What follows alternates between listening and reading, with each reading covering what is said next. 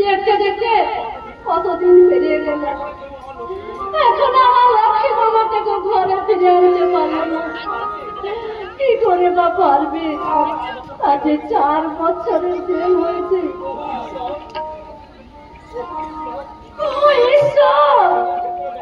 জেলের ভেতর বেচারি কিনে কষ্টে দিন কাটাচ্ছে। শ্বশুর মন্ত্রী, শাশুড়ি মহিলা কমিশনের চেয়ারম্যান, স্বামী এমএলএ, দেয়ার বিলাস হলো অফিসার, অথচ কোন সুপারিশ কাজে লাগলো না। আইনের পথে হচ্ছে, পেটের ছুরি পেট কাটলো। ওই ডবল ঠাকুরজি বলি, ওরা যদি মিথ্যা সাক্ষী না দিত তাহলে আমার বড় বাবার শাস্তি হতো না। আমি পারে না আমি,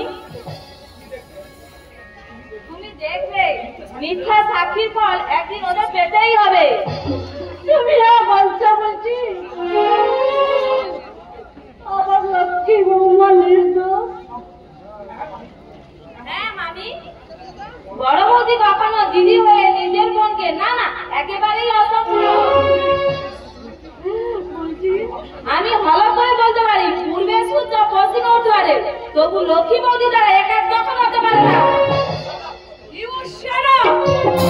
কে বলে তা হতে পারে না? কত গডিস, কত স্ট্রং করে। এই বাড়ির বড় বউ তো একটা সামান্য রক্ত মাংসে গোড়া মানুষ। ছোট ভাবি, ঠাকুর রামকৃষ্ণ, মা সারদামণি, ওরাও তো রক্ত মানুষের মানুষ ছিল। ছোট বৌমা, তুমি কি করে প্রমাণ দিতে পারবে যে ওরা জীবনে একটা ভুল করেছে? আমার সংসারটা তুমি পুরে সরকার করে দিও না বৌমা। আমার সংসারটাকে তুমি পাগলা করে দিও না। আমার এই সাজানো বাগানটা শুকিয়ে যাক, নিশ্চয় তুমি চাইবে না। আমি কি চাই আর কি চাই না এখনো বোধকম হলো না। এক্ষুনি আমাকে পার্টিতে বেরোতে হবে। এই ড্রাইভারকে ট্যাক্সি দেব। হ্যাঁ রে বুঝলি, ওই বাগানের মেয়েটা আসেনি বুঝলি, রাবি, একেবারেই রাবি। তুমি কি বলছো ছোট বৌমা? ওই রঙের বিবির মতন সেজে ছেলে বন্ধুটার সঙ্গে আড্ডা মারতে যাবে? যাবে না তো কি করবে? সেখানে ঘাটের মোড়া আগলে বসে থাকবো। হ্যাঁ, আমরা তো ঘাটের মোড়া নয় তো কি? আরে জ্যান্ত মানুষ, মোটেই না। জ্যান্ত মানুষ হলে কেউ আমার কাজ করলে একটু বাধা দিত না। বিয়ের আগে পুরো সন্ধ্যাটা কাটাতাম সিনেমা পার্কে পার্টিতে, আর কখনো সময় কাটাতাম আগে রেস্তোরাঁ সোসাইটিতে। আর এখানে তো একেবারে জেলবন্দি অবস্থা। বাপরে বাপ, এই জীবনটা যেন হাই ফাই করছে। বিয়ে করে এ বাড়িতে তোমার আসা উচিত হয়নি। মনে রাখো, তবে ভালো মেয়ে আবার যে ভালো দিন কাটাতে পারে শ্বশুর বাড়িতে সেভাবে কাটানো যায় না। কেন যায় না মাদার ইল্লু? আমি শিল্পপতির একমাত্র আদরের মেয়ে, এসেছি মিনিস্টার বাড়ির বউ হয়ে। তাই বলে হ্যাঁ, তোমার মনে রাখা উচিত বৌমা। ওই কেউ কখনো মিনিস্টার হলে সে কখনো সারা জীবন মিনিস্টার হয়ে থাকে না, কিন্তু শিল্পপতি সে সারা জীবন শিল্পপতি হয়েই থাকে। না, এখানে আমি কারোর কথা শুনবো না। শুনবো কেন? রীতিমতো টাকা দিয়ে আমার ড্যাডি এই বাড়ির সব কিছু কিনে রেখেছে। আর এমনকি আমার হাজবেন্ডকেও। আর আমার হাজবেন্ডও একটা বোগার শুধু চাকরি বোঝে চাকরি। আর আমার রিল্যাক্সেশনে কোনো গুরুত্বই দেয় না। তাই তো আমি নিজের মতো করে চলবো।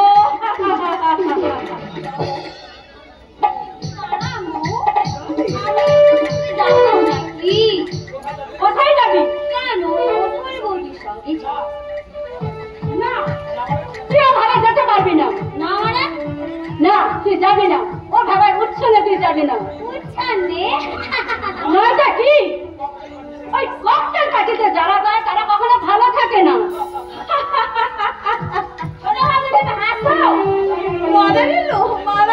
একেবারে প্যাট দিচ্ছি, তাই তো ওনার কথা শুনে না এসে থাকতে পারলাম না বলতে।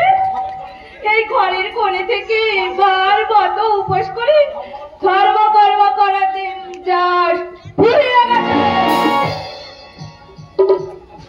এই রে গালি পার্টিতে যাবার আগে মনটাকে একটু চাঙ্গা করে নে, চাঙ্গা। মনটা চাঙ্গা না থাকলে না মো পাটি ঠিক জমে না রে।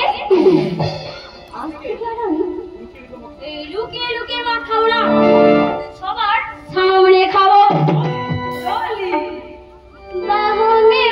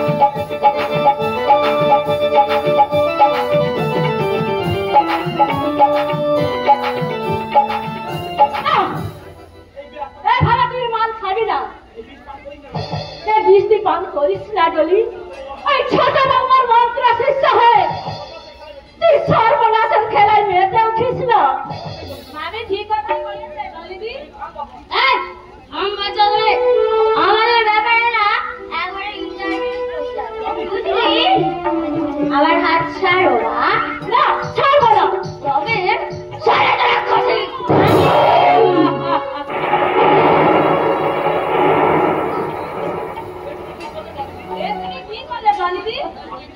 আমি না তোকে ধাক্কা মারলে? হ্যাঁ মারলাম। জানিস তো নিজের মা বলে না আমি বেশি কিছু বললাম, আর অন্য কেউ হলে মাথাটা বুঝিয়ে দিতাম। শুনুন মাদারির লোক,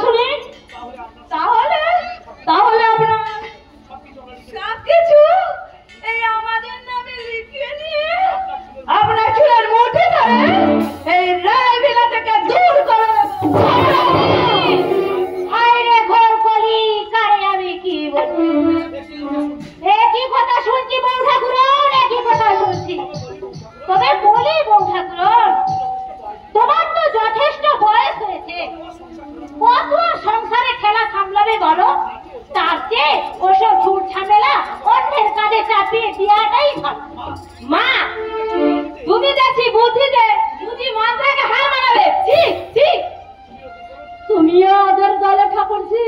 হরে কৃষ্ণ হরে কৃষ্ণ। দল বেদল কিছু বুঝি না বউ ঠাকুর, যা ন্যায্য কথা তা বলতেই আমি ভালোবাসি। এই যে মা ডলি, এই রান্নার মাসি তোমার আর এই ছোট বৌমার জন্য কর্মা পালাও বানিয়ে পাখার হাওয়া খা। আমরা পিসি, আমরা ওই পার্টিতে গিয়েছি কর্মা পালাও খাবো। কি বলিস মা? ওই ড্রাইভার না ঠাকুরের ট্যাক্সি নিয়ে দাঁড়িয়ে আছে।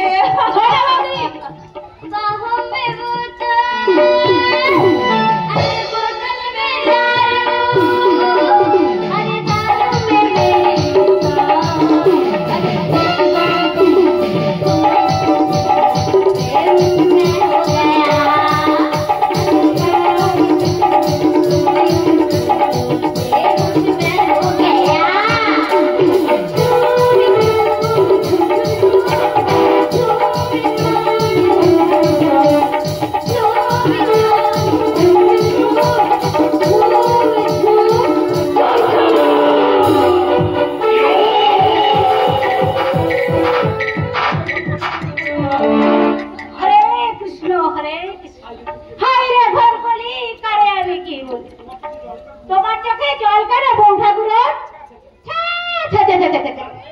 কারণে ও কারণে চোখের জল ফেলতে নেই বউ ঠাকুর।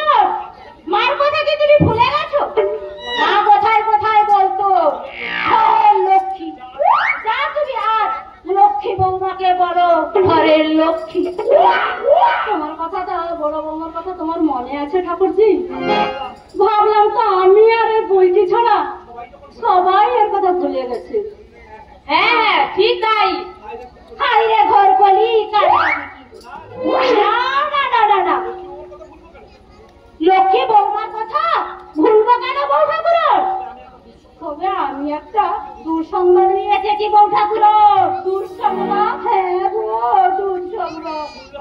শুনলে হয়তো তুমি জ্ঞান হারিয়ে ঠাকুরজি। বলেই ফেলি কেমন? রাগ গুলগুল না করে যা বলার বলে ফেলো না। তুমি দেখছি সাথে আছো আর পাশে আছো।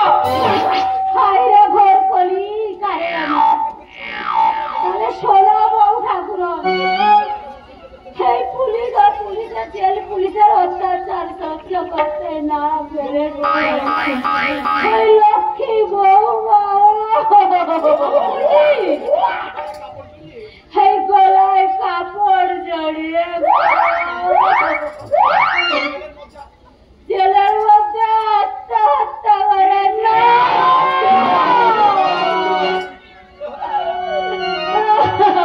হতে পারে না না, এ আমি বিশ্বাস করি না। এ মিথ্যে, সম্পূর্ণ মিথ্যে। আইলে ঘর কলি করে আমি। তুই বিশ্বাস কর বলছি, খবরটা রেডিওতেও বলেছে, বড় বড় খবর কাগজেও ছাপে। এমন এই অলিতে গলিতে সবাই বলা হচ্ছে।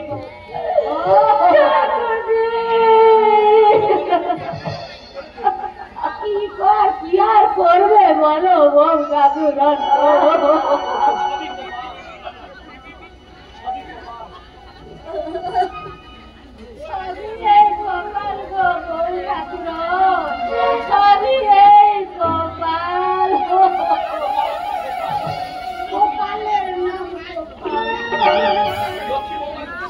লক্ষ্মী বৌমার জন্য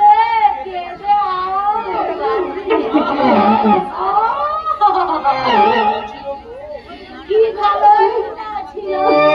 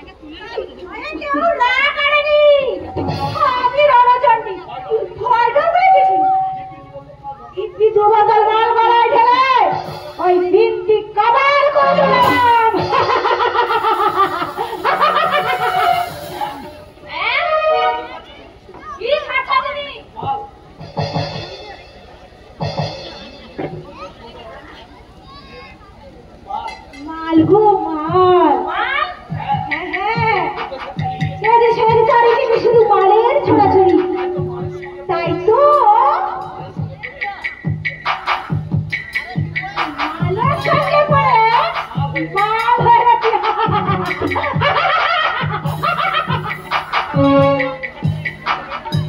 এখানে তুমি কেন এসছো মেয়ে? এখানে থাকবো বলে? এখানে কেন? এই রাজভিলাটা নাকি মালানি মহল আছে, তাই মালে মালে জন্মে যেতে, তাই তো চলে এলাম। আরে যাই কেন কালির মতো বেঁচে থাকবেন আর মশা তাড়া দেন।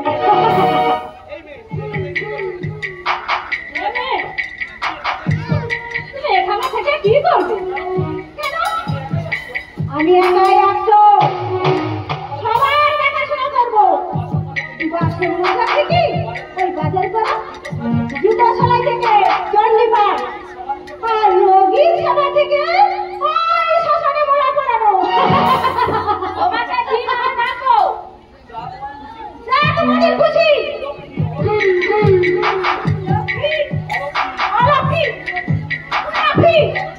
আবার রণচণ্ডী। না না, তোমাকে আমরা লক্ষ্মী বলেই ডাকবো।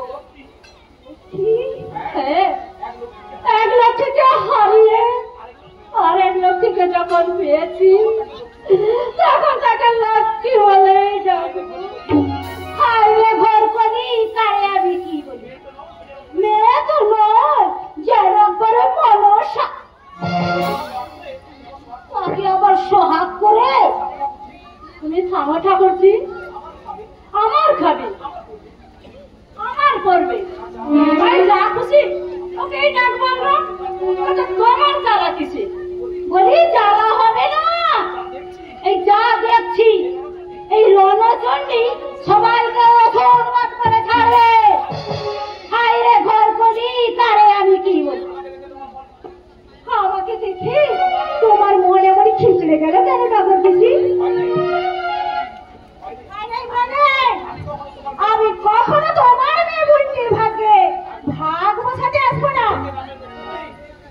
একে রামের রক্ষে নেই সুখীর। হাইরে ঘর কলি কারে আমি কি বলি? চল বলছি চল, ওই লক্ষ্মী পথে যে থাকবে তার ঘরটা ঠিকঠাক করে দিই। চল তাই চলো নানি। না না না, আমার জন্য কাউকে ঘর ঠিক করতে হবে না, আমি নিজেই ঠিক করে নিতে পারবো। তুমি হ্যাঁ, কাউকে একটা কথা বলা হয়।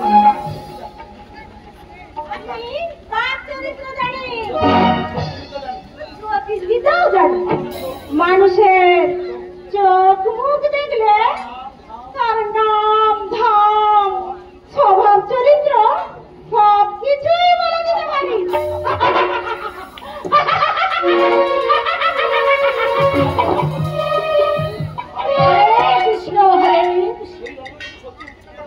বলি এই রণচণ্ডী কি সত্যি সত্যি এখানে থাকবে নাকি বৌরাগুলো? না রেখে উপায় কি বলো?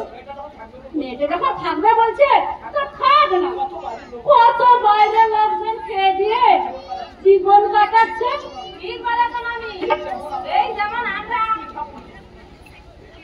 তুই থাক বলছি, ছোট মুখে আর বড় কথা বলে দিস না। বড় কথা নয় মা, আসল কথাই বলছি। তাই রণচণ্ডী আজ থেকে আমাদেরই মতন থাকবে। চল বলছি চল। চলো মামি, ওই লক্ষ্মী কোথায় কি করছে দেখি চল। হরে কৃষ্ণ হরে হাইরে ঘর কলি কারে আমি কি বলি? এই রণচণ্ডী দেখছি আমাদের দোফারোপা শেষ করেই ছাড়বে, কিন্তু আমি